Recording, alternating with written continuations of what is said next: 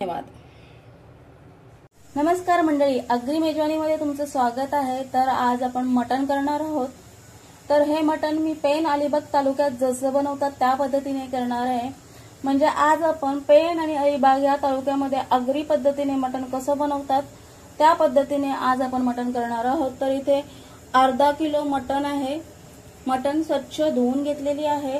आता त्यामध्ये आपण अर्धा चमचा हळद घालूया, 1 चमचा मीठ घालायचं आहे। हळद आणि मीठ घातल्यानंतर थोडंसं तेल घालायचं आहे। 1 छोटा चमचा तेल होईल इतकं तेल घालायचं आहे आणि हे सर्व मटणाला व्यवस्थित लावून घ्यायचं आहे।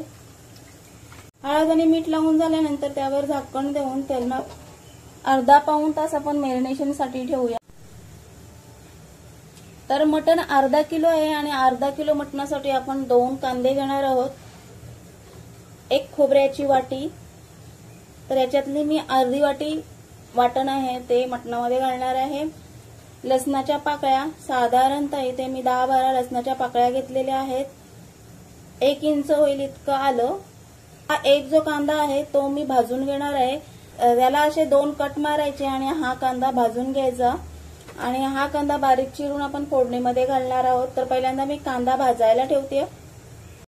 मंडळी, मटण मॅरिनेशनला ठेवून 1 तास झालेला आहे। आता आपण गॅसवर पातेलं ठेवलेलं आहे आणि पातेल्यामध्ये तेल घालून घेऊया।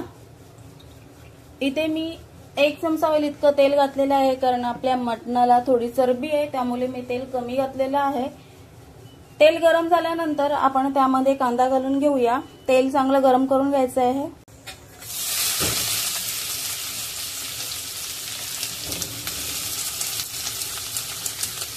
कांदा चांगला गोल्डन ब्राऊन करायचा आहे। तर मटणामध्ये आपण हे सर्व खडे मसाले घालणार आहोत आणि कांदा सुद्धा भाजून घेतलेला आहे। कांद्याचं वाटण तयार करून घेणार आहोत। तर भाजलेला कांदा आणि भाजलेलं खोबरं यांचं आपण वाटण करून घेऊया। तर आपण या मटणामध्ये एवढे खडे मसाले घालणार आहोत आणि कांदा भाजलेला आहे त्याचं आपण कांदा खोबऱ्याचं वाटण करणार आहोत। तर मंडळी, तुम्ही बघू शकता कांदा चांगला गोल्डन ब्राऊन झालेला आहे। तर आता आपण कांद्याला थोडंसं बाजूला करून घेऊया। गॅस मंद आचेवर करूया।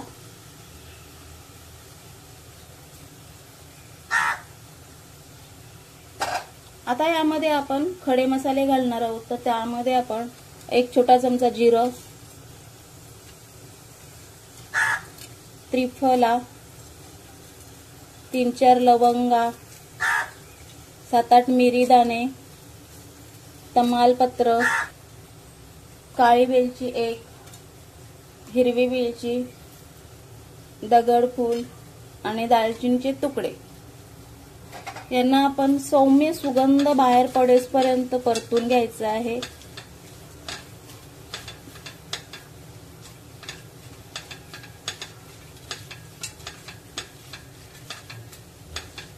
तर सौम्य असा सुगंध बाहेर आलेला आहे मसाल्यांचा।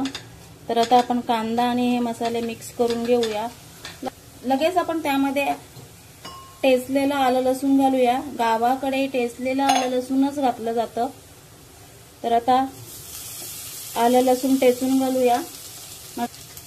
हे सुद्धा आपल्याला या मसाल्यांमध्ये परतून घ्यायचं आहे।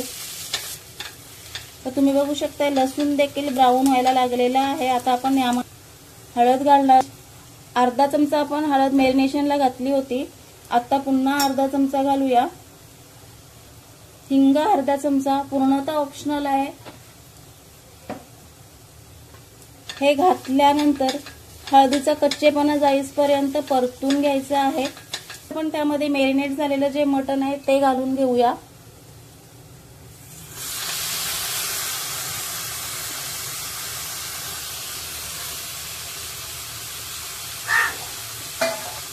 हे मटण सुद्धा आपल्याला या फोडणीमध्ये व्यवस्थित मिक्स करून घ्यायचं आहे।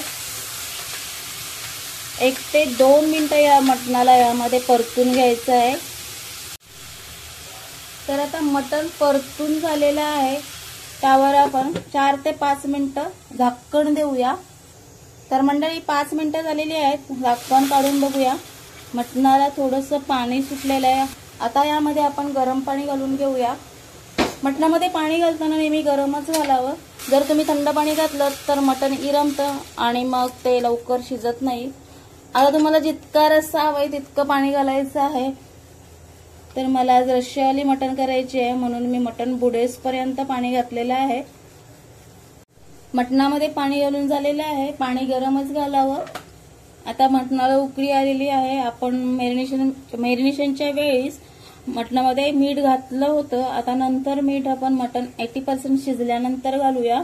आता मी मटणावर झाकण देऊन हे मटण पाऊण तास शिजवून घेते।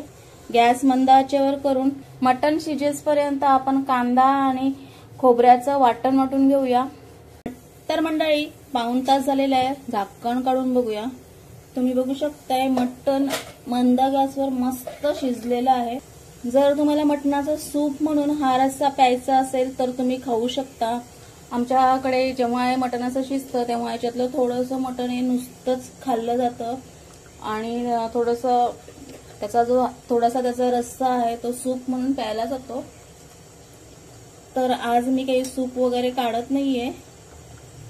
तर आता आपण हे मटण 80% शिजलेलं आहे। त्यामध्ये आपण आता लाल तिखट घालून घेऊया। आगरी पद्धतीचं लाल तिखट मी 1.5 चमचा घालत आहे कारण मटण झणझणीत करायची आहे।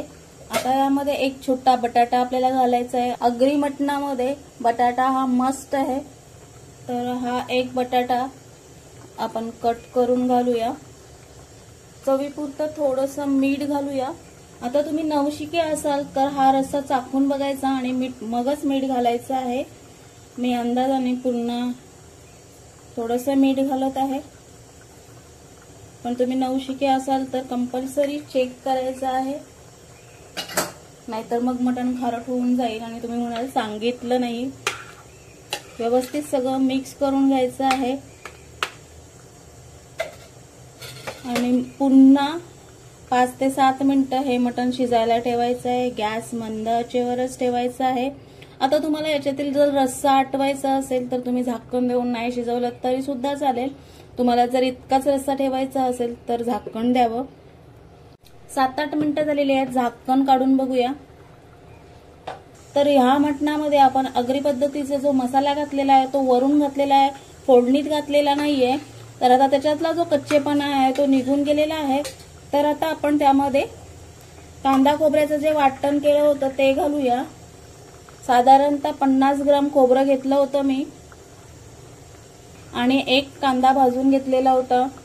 तुमच्या आवडीप्रमाणे तुम्ही कमी जास्त खोबरं आणि कांदा करू शकता, पण 1 किलोला 4 कांदे हे प्रमाण ठेवावं म्हणजे मटण व्यवस्थित होतं आणि किलोला 100 ग्राम खोबरं टाकावं हे प्रमाण लक्षात ठेवा। म्हणजेच 1 किलोसाठी 4 कांदे आणि 100 ग्राम खोबरं हे लक्षात ठेवावे। आज आपण मटण अर्धा किलो केलेली आहे, तर अर्धा किलोसाठी आपण 1 कांदा फोडणीमध्ये घातलेला आहे, 1 कांदा भाजून घेतलेला आहे आणि 50 ग्राम खोबरं भाजून घातलेलं आहे। तर तुम्ही बघू शकताय मटणाचा कलर चेंज झालेला आहे। आता गॅस मी हाय फ्लेमवर केलेला आहे। इथे मटण घातल्यानंतर पुन्हा 5 मिनिटं हे मटण गॅसवरच ठेवणार आहोत। आता मी मटणावर झाकण देत नाहीये। 5 मिनिटं झालेली आहेत। बटाटा शिजलाय का बघूया। हे बघा बटाटा किती स्मूथ झालेला आहे तो।